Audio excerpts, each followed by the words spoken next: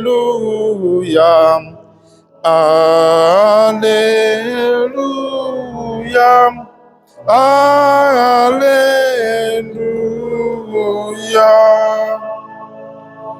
Thank you.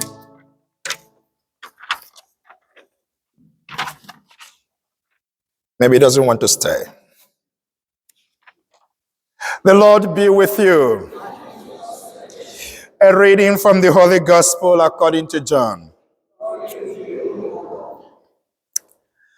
At that time, Jesus lifted up his eyes to heaven and said, Father, the hour has come. Glorify your Son, that the Son may glorify you.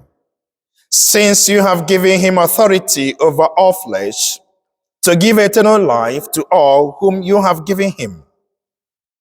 And this is eternal life, that they may know you, the one true God, and Jesus Christ, whom you have sent. I glorified you on earth, having accomplished the work that you gave me to do.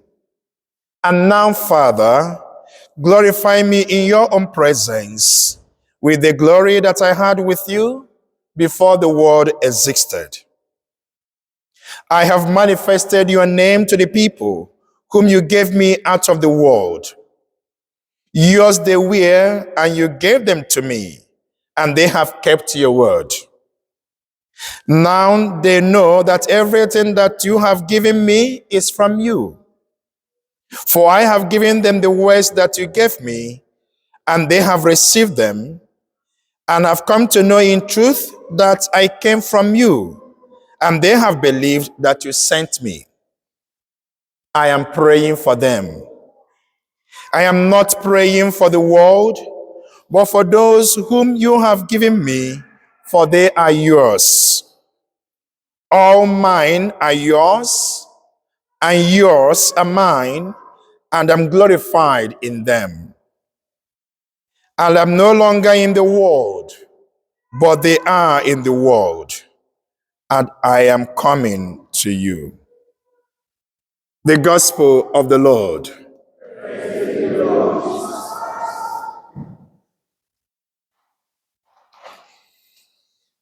I glorified you on earth, having accomplished the work that you gave me to do. Words we had this morning from the Gospel of John chapter 17, 1 to 11. I don't know if you have noticed in your own life anyway, your own experience, that there is usually that feeling of satisfaction that comes from accomplishing a task, especially when that task was done with dedication and commitment. Because naturally, human beings experience joy when they have successfully completed a significant assignment, whether it is finding a job or completing a project or acquiring a home of your own or even passing an exam or even overcoming an obstacle. There is always that feeling of satisfaction. But it's not just that the feeling of satisfaction is there because the work was completed. It is also knowing that you have done what you were expected to do or what was entrusted to you to do, and that you are giving it your best. Now, beside this feeling of satisfaction and fulfillment, there is also that feeling of relief that comes when a difficult assignment is completed. It's just like, I have done it. I have finished it. You feel relieved and then you feel satisfied. Now, in the gospel of today, Jesus confidently presents the report of the mission entrusted to him by his Father.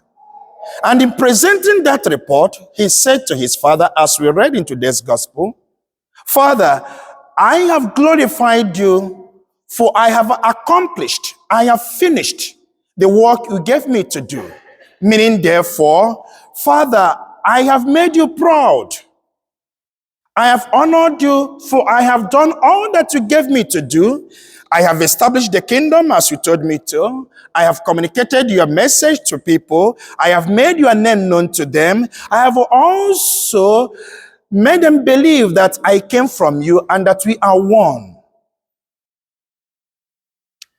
Now, we must ask ourselves, how did Jesus succeed in his assignment, in his mission?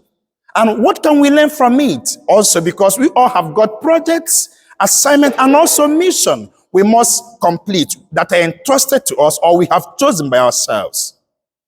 Number one, first and foremost indeed, Jesus succeeded in his mission because he had a clear vision, a clear understanding of what he came to do.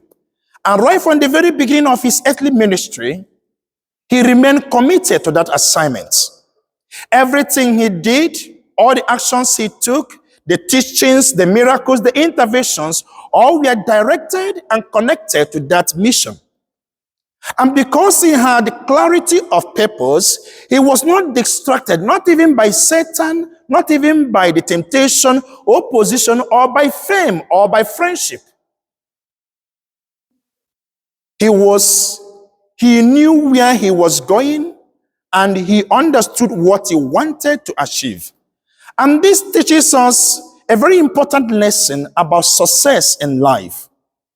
That for us to succeed with any project, any dream, any assignment, even here in the world, we need to first of all clearly understand what is it we are to do? What is it that we are to achieve? What am I doing here? What is the plan?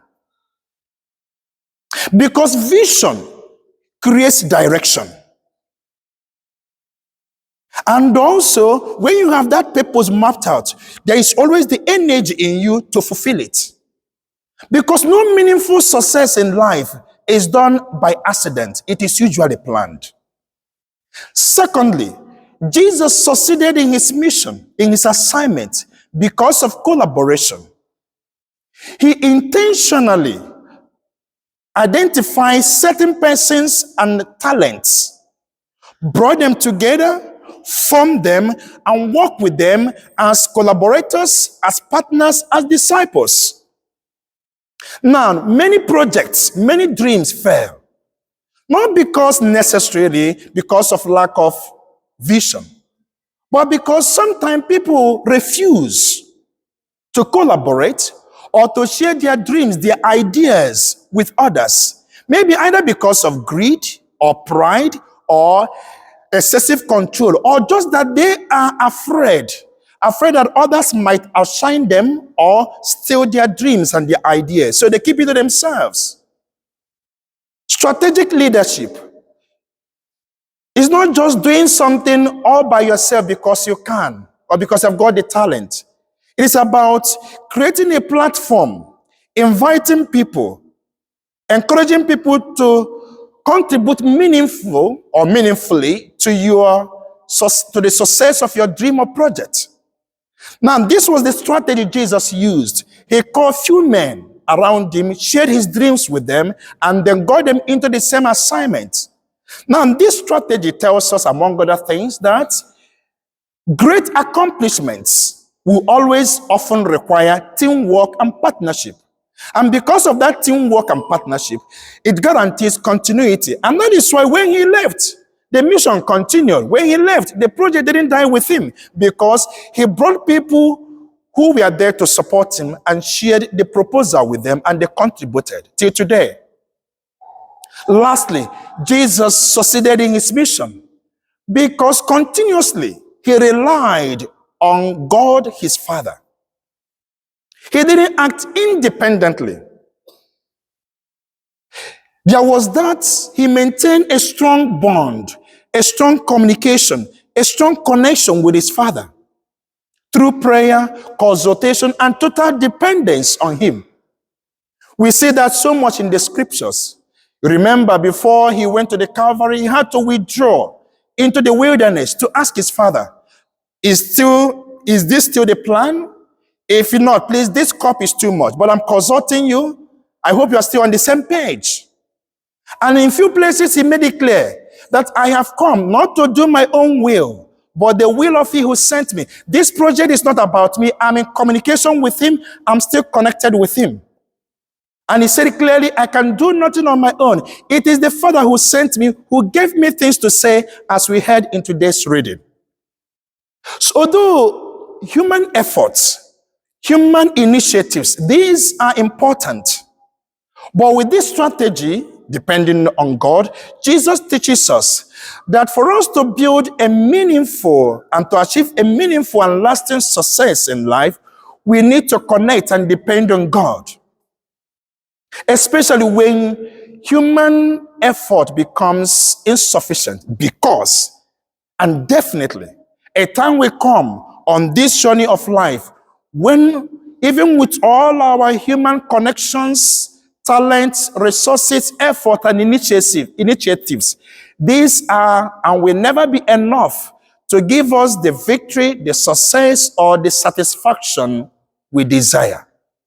So, dear friends, as we celebrate today and reflect on the report Jesus gave to his Father at the completion of his assignment, we must actually pause to ask ourselves certain questions. Number one, I hope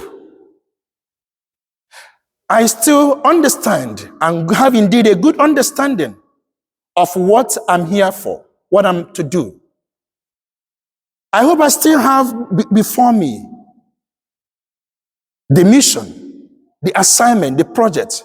I hope I have not allowed things around me, circumstances of life, or even people who are part of my life to distract me, to take my eyes off the ball, or to make me lose sight of the target, of the goal, of the purpose. I hope I'm still committed to that initial intention. Also, as we try to accomplish whatever project or mission entrusted to us or we have chosen to do, may we also let people around us identify resourceful persons who can also help us to succeed, to support us. Because Jesus Christ, when he came, he could have done that all alone, but he identifies certain persons with certain qualities and talent. Not everybody will contribute to the mission and its success. But for us to succeed, we need to identify who is going to help me succeed with this mission, with this project. And finally, dear friends, as much as we give our best, our talents, our efforts, our initiatives into that project, we must always at every point ask ourselves, how much involved is God in this project? Total dependence on him, just as Jesus had demonstrated before us. Number one, that for that mission to be accomplished, he remained focused on why he came. Secondly, to succeed, he identified resourceful persons to help him. And finally, he maintained a strong connection with his Father through prayer.